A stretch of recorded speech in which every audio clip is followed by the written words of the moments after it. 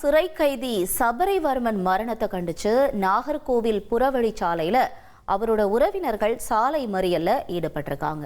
இந்த காட்சிகள்லாம் பார்க்கிறோம். சபரிவர்மனினுடைய மரணத்துல சந்தேகம் இருக்கிறதா சொல்லி கன்னியாகுமரி நாகர்கோவில் புறவழிச்சாலையில போராட்டத்துல ஈடுபட்டதுனால அங்க போக்குவரத்து நெரிசல் ஏற்பட்டிருக்கு.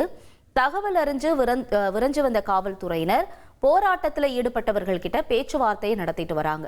இதனால அந்த பகுதியில் ஒரு பரபரப்பான சூழலும் நிலவுது.